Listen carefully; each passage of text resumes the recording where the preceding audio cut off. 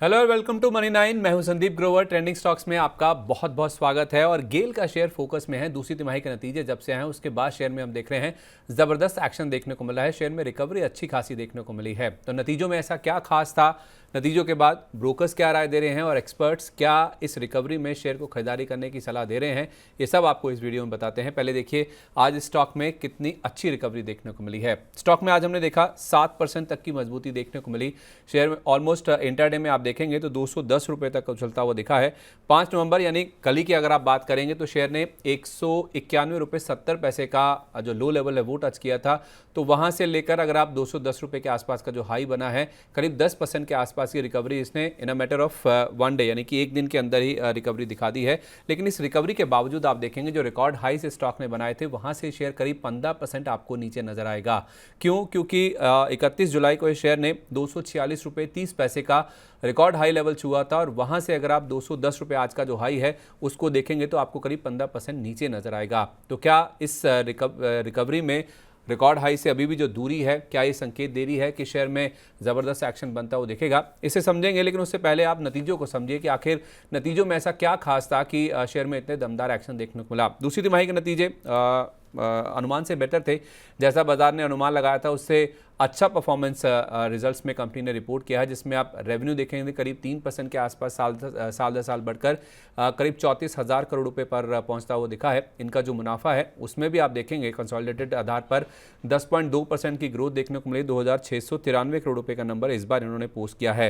हालांकि अगर आप तिमाही दर तिमाही कंपेयर करेंगे तो मुनाफे में जरूर 15.5% के आसपास का ड्रॉप है, क्योंकि 3,183 करोड़ रुपए के आसपास का नंबर था जो कि पहली तिमाही में कंपनी ने रिपोर्ट किया था और वहां से मुनाफा गिरकर आया। लेकिन ओवरऑल जो नंबर है, जितना अनुमान था उससे बेटर आता वो देखा। और खास तौर पे इनका आप सेगमेंटल परफॉर्मेंस देखिए। 5 सेगमेंट है जिसमें कंपनी ऑपरेट करती है और दूसरा सबसे बड़ा सेगमेंट है इनका gas transmission segment. Natural gas का जो ट्रांसमिशन करते हैं उस कारोबार का जो सेगमेंटल मुनाफा है, जिसे हम एबिट के रूप में भी जानते हैं, वो 8% बढ़कर 1403 करोड़ रुपए के आसपास पहुंचता हुआ दिखा है और 1294 करोड़ रुपए का नंबर था पिछले साल की जहां तक बात है। सीजीडी यानी कि जो सिटी गैस डिस्ट्रीब्यूशन कारोबार है, वहां पे तो हमने देखा है कि 1.2 टाइम्स नंबर बढ़ता हुआ दिखा है। 93 करोड़ वाला नंबर आप देखिए 205 करोड़ पर पहुंचता हुआ दिखा, यानी कि 2 गुना से ज़्यादा जो ग्रोथ है वो इस सेगमेंट में देखने को मिली है। एलपीजी सेगमेंट घाटे में था, करीब 17 करोड़ रुपए का घाटा था।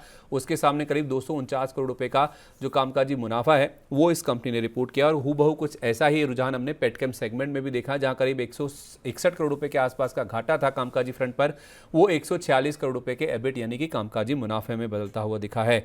गैस मार्केटिंग ये इनका सबसे बड़ा सेगमेंट है, वहां पे इनको थोड़ा सा सेटबैक लगा है, क्योंकि इनका जो गैस मार्केटिंग सेगमेंट का एबिट है उसमें 27% का ड्रॉप देखने को मिला है। 1253 करोड़ रुपए का नंबर कंपनी ने रिपोर्ट किया, जहां पिछले साल 1722 करोड़ रुपए का यहां पे सेगमेंटल इन्होंने मुनाफा दर्ज किया था।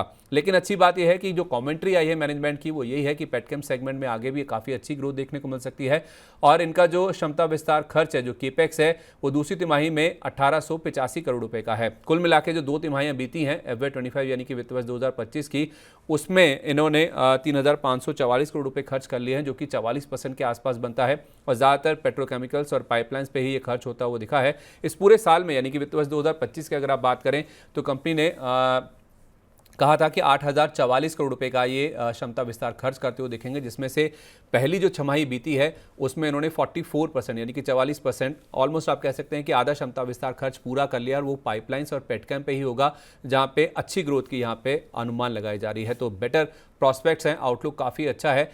नंबर्स में साफ तौर पे नजर आ रहा है और मैनेजमेंट की कमेंट्री भी यही इंडिकेट कर रही है और यही कारण है कि जो ब्रोकर्स हैं वो इस कंपनी को लेकर काफ़ी बुलिश नजर आ रहे हैं। 2 रिपोर्ट्स मैंने देखी हैं नंबर्स के बाद। जेफरीज ने तो इनफैक्ट स्टॉक को अपग्रेड किया है, अब बाय की रेटिंग है 240 रुपये का लक्ष्य दिया है। मॉर्गन स्टैनली पहले भी ओवरवेट थे, अब भी उन्होंने अपना स्टैंड को मेंटेन किया है और 258 रुपये का जो टारगेट है वो इस स्टॉक के लिए मॉर्गन स्टैनली की ओर से दिया गया है। अब एक्सपर्ट्स को माने तो उनका भी मानना है कि पीएसयू स्टॉक्स में रिकवरी जो है वो थोड़ी सी टिकाऊ नजर आ रही है। खासतौर पे गेल की जहां तक बात है 10% की रिकवरी के बाद और भी अपसाइड की गुंजाइश यहां पे बची हुई है।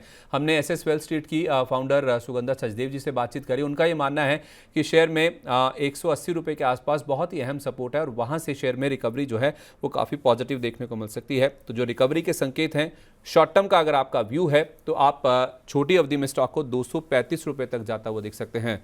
ब्रोकर्स 240 258 की बात कर रहे हैं। ये लॉन्ग टर्म का व्यू होता है, लेकिन छोटी अवधि में ही सुगंधा जी मानती हैं कि 235 तक के जो गेंस हैं वो स्टॉक में आते हुए देख सकते हैं। तो आज का हाई 210 का है, वहां से भी करीब 25 रुपए के आसपास की और अपसाइड स्टॉक में देखने को मिल सकती है। तो आप चाहें तो इस रिकवरी पर बेट कर सकते हैं 235 रुपए के टारगेट के लिए। ऐसा एक्सपर्ट्स का मानना है। छोटी अवधि का टारगेट है और लॉन्गर टर्म में तो 250 का लेवल भी स्टॉक पार करता हुआ नजर आ सकता है, जो कि शेयर का नया रिकॉर्ड हाई लेवल होगा। तो गेल के शेयर में नंबर्स के बाद दमदार एक्शन बना है, रिकवरी काफी स्ट्रांग है और इस रिकवरी में आप भी चाहें तो बेट करके चल सकते हैं। ऐसे ट्रेंडिंग स्टॉक्स पर मनी 9 लगातार फोकस कर रहा है। इन वीडियोस को आपके सामने लाने की हम कोशिश कर रहे हैं। इन वीडियोस को देखने के लिए मनी 9 के साथ आप लगातार बने रहिए। नमस्कार।